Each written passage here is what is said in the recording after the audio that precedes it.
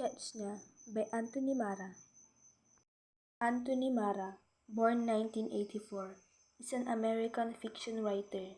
Marra has won numerous awards for his short story, as well as his first novel, A Constellation of Vital Phenomena, which was New York Times bestseller.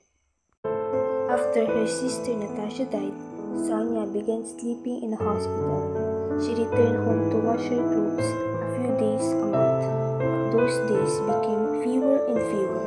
No reason to return, no need to wash her clothes. She only wears hospital scrubs anyway. She wakes on a cot in trauma unit. She sleeps there intentionally, in anticipation of the next critical patient. Some days, roused by the shuffle of the footstep, the cries of family members, she stands in a body takes her place on the cot and she works on a station, knowing she is awake because she could dream nothing like this. A man is waiting here to see you, a nurse says. Sonia, still in the cot, rubs the weariness from her eyes. About what? The nurse hesitates. He's right out here.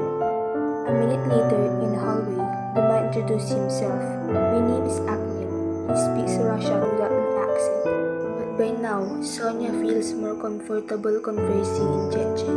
A short bird descends from Ahmed's face. For a moment, she thinks he's a religious man, then remembers that most men have grown their beards out. Few have shaving cream, fewer have mirrors. The war has made the country's cheeks and chins devout. He gestured to a small girl, no older than 8, standing beside him. My wife and I cannot care for her, Ahmed says. You must take her. This isn't an orphanage. There are no orphanage.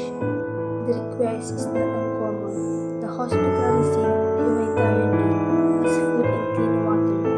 Most important, it tends to the injured regardless of ethnicity or military affiliation, making the hospital one of the few larger buildings left untargeted by either side in the war.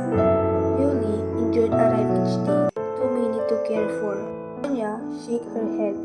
Too many dying. She cannot be expected care for the living as well. Her father was taken by the rebels on Saturday. On Sunday, the army came and took her mother. Sonia looks at the wall calendar as if a date would make sense at the times. Today is Monday, she says. Ahmed glowers. Sonia often sees defiance from rebels and occasionally from soldiers, but rarely from civilians. I can't, she says, but her voice falters, her justification failing.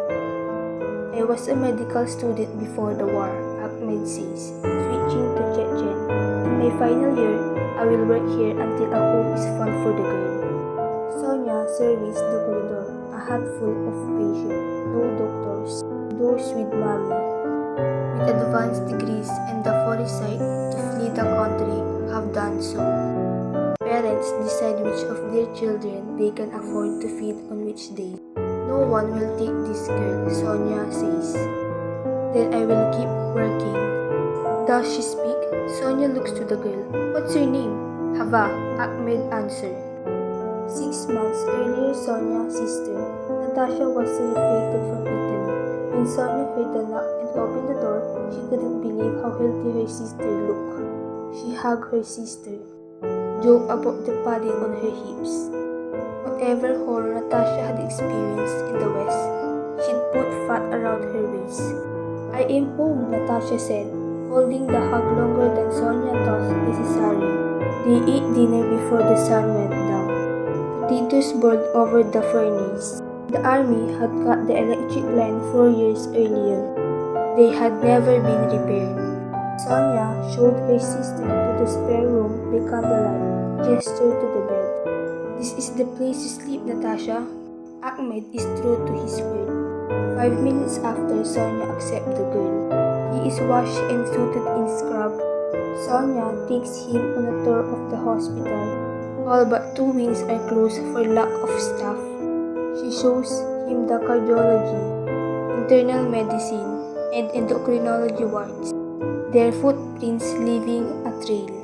Sonia thinks of the moon landing, how she saw the footage for the first time when she arrived in London. Where is everything? Ahmed asked. bed sheets, hypodermics, disposable gowns, surgical tape, film dressing, thermometers, IV bags, forceps, any items of practical medical use is gone. Empty cabinets, open drawers, locked room, closed blind, tape over window panes, they still remain. The trauma and maternity wards, and we're struggling to keep them both up. Ahmed runs his fingers through his beard. Trauma, that obvious. You have to keep trauma open, but maternity? Sonia's laugh rings down the empty hall. I know it's funny, isn't it? Everyone is either fucking or dying. No, Ahmed shakes his head, and Sonia wonders if he's offended by her profanity. They are coming to the world, and they are leaving the world, and it's happening here. Sonia nods, wonders if Ahmed is religious after all.